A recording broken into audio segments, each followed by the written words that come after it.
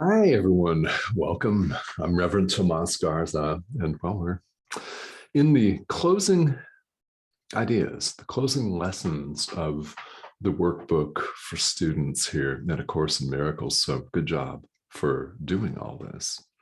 No matter where you are, maybe you've done it before. There are those among you who I know, because you've told me that you've been practicing this material in one form or another for 30 plus years. That I have not. So excellent. If this is the 12th time you've done the workbook or more, fantastic. If it's the first, fantastic. If you've never done it, welcome. Welcome. It'll be waiting for you when you make the decision to begin. And, well, naturally, you can say I'm biased. I don't mind. I highly recommend that you do it. And if you have questions, ask me. Yeah, especially if it feels to you like it's a dumb question or you should know the answer. Yeah, there's no such thing in spiritual inquiry. So ask me. That's what I'm here for. So we're at lesson 352 in the workbook today. And in these 10 lessons, being 351 through 360, Jesus just summarizes everything. He cuts right to the chase, so it's going to look like I'm doing the exact same thing, because he is, therefore I am. Think about that on several different levels, right? There's no point anymore in beating around the bush or being cute. In fact, A Course in Miracles is not cute. Only the name could be construed as sexy and attractive and cute in the eyes of the world. It's actually what draws a lot of people into it is, A Course in Miracles. Maybe I should take a look at that, miracles. Well, people are drawn to this material for that reason. And if that's you, good, you're a miracle worker. Now you'll have to watch some of these videos to hear an explanation about what I mean by that.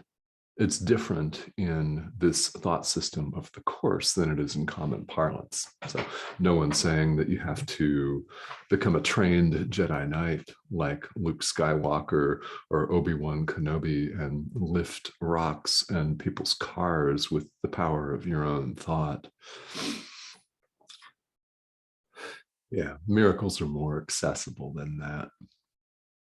Thank God, right? So here we are in a series of lessons where Jesus summarizes. Summary is good in any course of study, isn't it? I mean, here in A Course in Miracles, there's no pop quiz along the way, and there's no final exam. However, if you want to see it this way, if you like a good challenge, every moment is a pop quiz. How about that? Every moment is actually a pop quiz because we have at every moment of every day the exact same choice as we had the moment before and we'll have in the next moment, which is not here. We have the choice right now of love or fear. So you could see that if it's helpful to you as a pop quiz. And if that's not helpful to you, then let's all be discerning adults and take what helps us. That is what spiritual inquiry is all about. That is why, incidentally, you see so many people in today's world bouncing around from tradition to tradition and sampling a little of this and trying a little of that. And if that's what people need in order to arrive at, well, a home, so to speak, good. We're really fortunate that all of this is available and that we have access, I'm using it right now, to the technology and the information with which to fill our cups. But ultimately, it's not someone else's information that fills our cup. It's not the information itself. It's our taking it to heart that fills the cup. So you can, on the surface, flit from one spiritual teacher to another, never landing on anything because you don't want to go deep with yourself. Or you can pick the tradition or traditions. You can pick more than one, obviously, right? You can pick what works for you and take a deeper dive now. Isn't that exciting? Should be. So I'm here when you're ready. Now, if you've been following along, your lesson 352 tells me you're ready. So let's summarize and let's talk about it here. Lesson 352, the idea for today is judgment and love are opposites. From one comes all the sorrow of the world, but from the other comes the peace of God himself. Yeah. Judgment and love are opposites. From one comes all the sorrow of the world, but from the other comes the peace of God himself.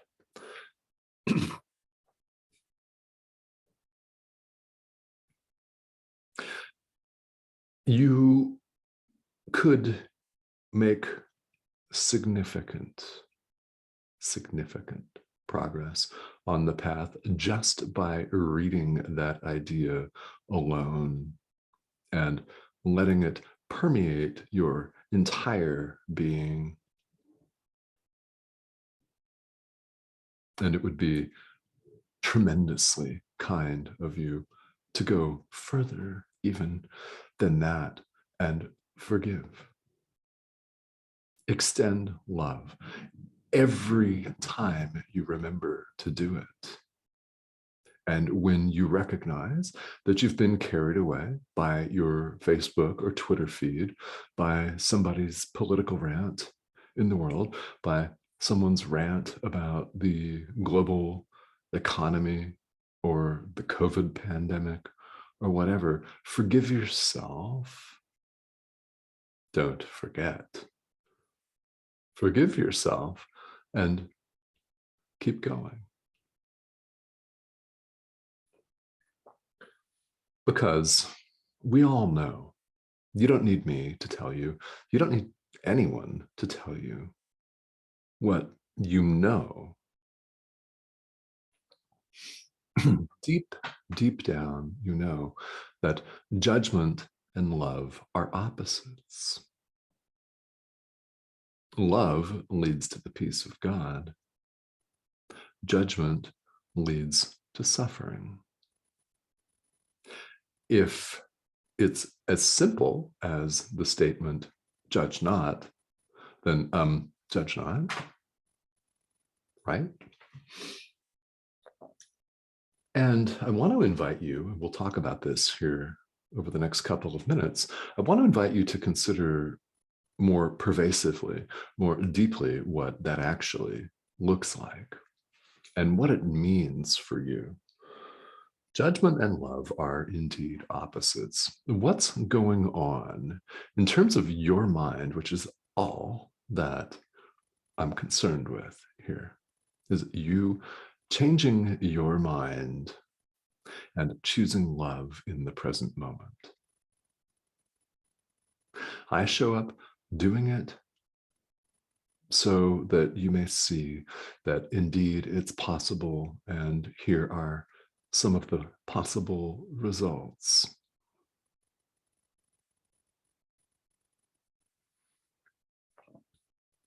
Watch me.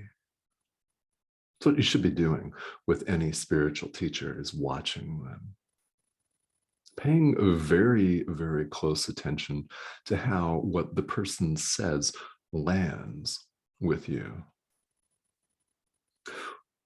Does it speak to you in your gut? What does your heart tell you? Yeah? What does your heart tell you? What does your intuition tell you? What does your gut tell you? Does it resonate? If it does, then we all know that the next step is to pay close attention and put it into practice. That's the key. There is no teacher in the world that can wipe away all of your suffering for you. There's no teacher in the world that can make decisions and choices for you. You do that yourself. It's another way of looking at the Holy Spirit's just kind, very kind request that we supply the little willingness, just a little bit. Let it do the rest. Yeah. One of the most heartfelt and powerful and compelling prayers that one could ever utter is to ask your guide. Or if you have more than one, ask your guides or pick a guide. Ask your teacher, your inner teacher. Also, if you have a human teacher, ask your teacher. Ask your teacher with a capital T for help in leaving all of your judgments aside. Ask for help to set all of your judgments aside. And yes, I'm talking about the judgments that people generally think of when the phrase "judge not" comes up. Yeah. Judging other people as stupid, as preposterous, as an asshole. Yeah, as wrong. That's a pain in the ass, right? Those are all judgments to be set aside. Go further and deeper than that. Judgments about the reality of everything that we see. We're judging images as real. We look at ourselves in a mirror and mistake the physical body for who we really are.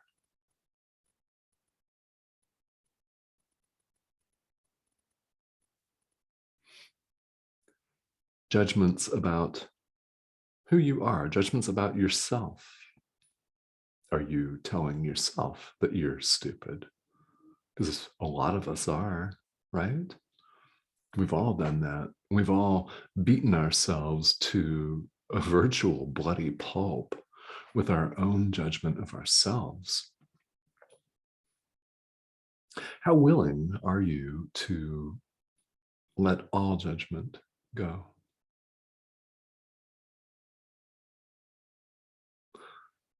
Who are you? Remember the overarching question, what am I? Who am I?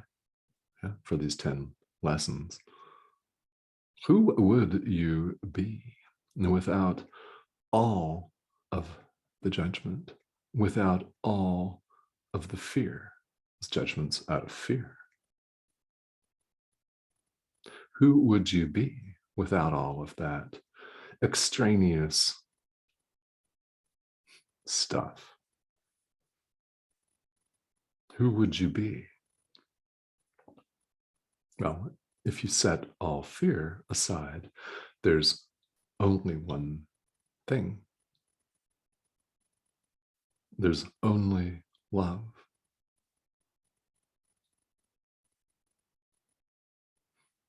That's who you are. In the text of A Course in Miracles, Jesus refers to the passage, the kingdom of heaven is within you, and has us for our own understanding, contemplation, and above all, practice, remove the within. So the famous statement now reads, "The kingdom of heaven is you."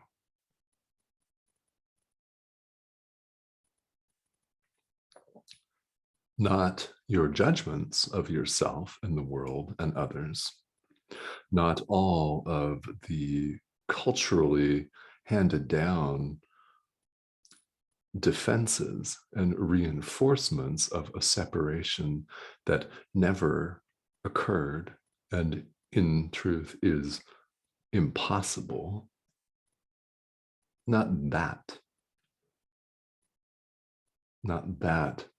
little sense of ego self that we made up. We made it up. Your mind is that powerful. You may doubt it right now, but as always, you'll hear it again from other spiritual teachers. You'll hear it from me, of course. They provided you tune back in, and of course I invite you to do that.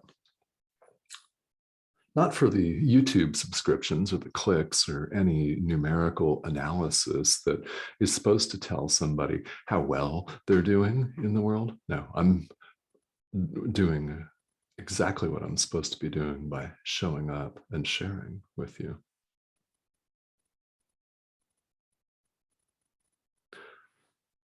So what constitutes progress? What constitutes success? Well, how often are you letting your judgments to the side? How often are you forgiving? Have you noticed yourself from the time that you began your spiritual practice, whatever that is, to right now? Are you more loving? Are you more compassionate? Yeah. Are you more lighthearted and joyful? Do you have a more expansive sense of everything? Are you more patient? Are you more of a kind, loving person? That's what I care about more than statistics or the number of people who click on a YouTube video, because I could watch it for just a few seconds and it would still count as a click. So what's that statistic really for? What matters to me is that I don't know who you are necessarily. Some of you I know personally, others I don't, yeah, which is great. Modern technology. We can reach people on the other side of the world. It could be that you're watching this sometime in the future, right? This is all pre-recorded material to which you will access when you're called to access it. And I would not leave you in hell, floundering and suffering. So I show up, I turn on the camera and the microphone, and I say exactly what Jesus instructs me to say.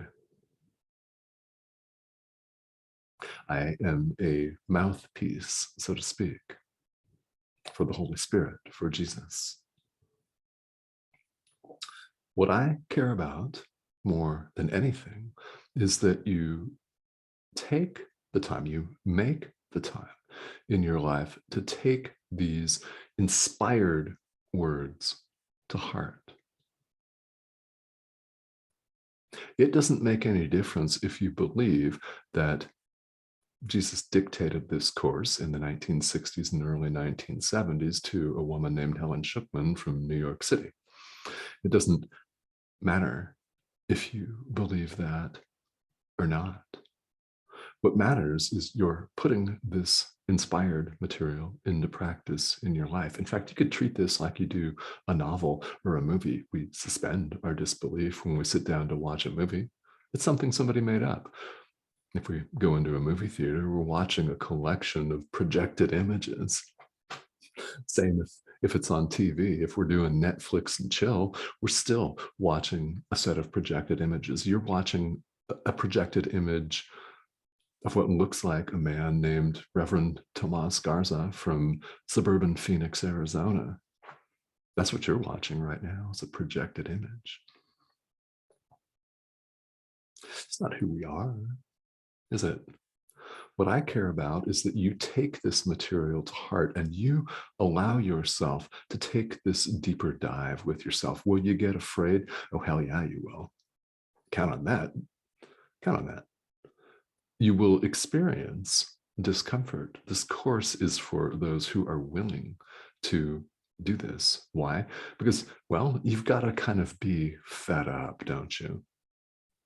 Fed up with doing the same thing over and over again, simply recycling and recirculating the outer form of something without touching the root cause of the problem, which is the illusion of separation.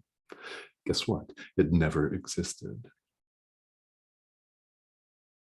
There is no separation of any kind.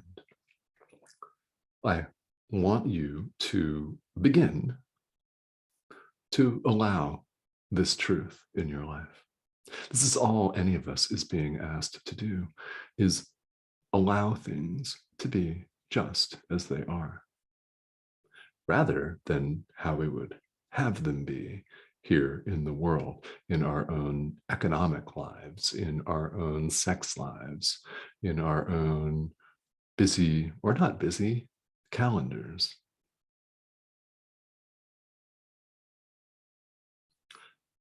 Things are completely perfect just as they are.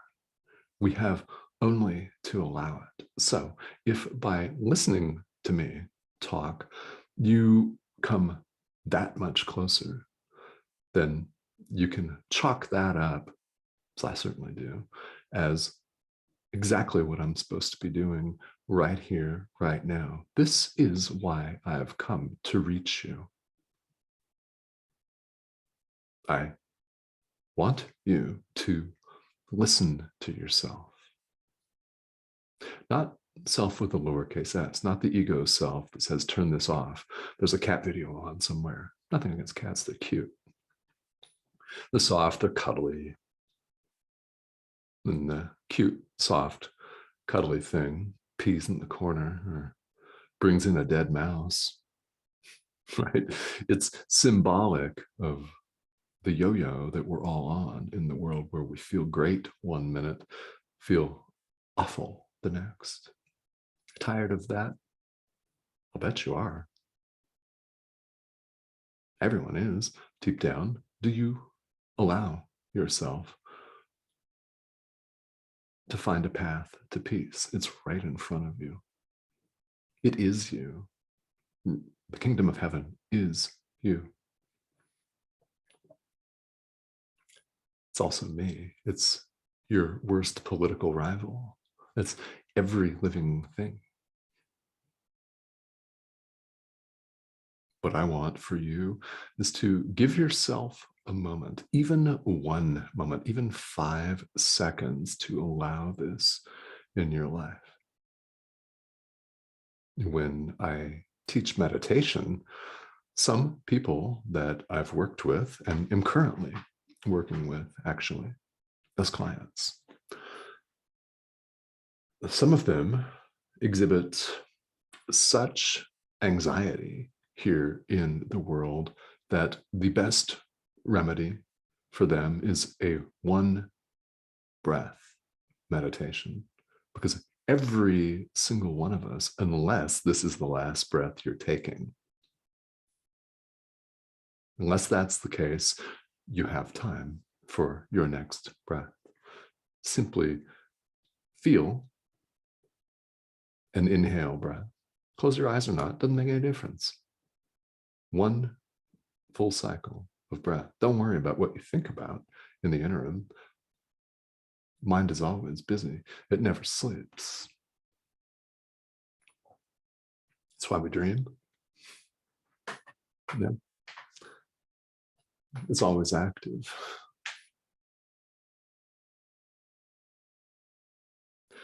The more often you can remember your spiritual practice, the better. the calmer you will become. It's all up to you. All you supply is the little willingness. Ask for help. No one else can ask for you. And that should not be viewed as a burden, but as a blessing. A profound blessing that no one can foist something upon you from without. There is no without, and there is no one else. Oneness means oneness, literally, literally. And if you remove all of the judgment, all of the fear, what have you left but love? Thank you, as always, for joining me.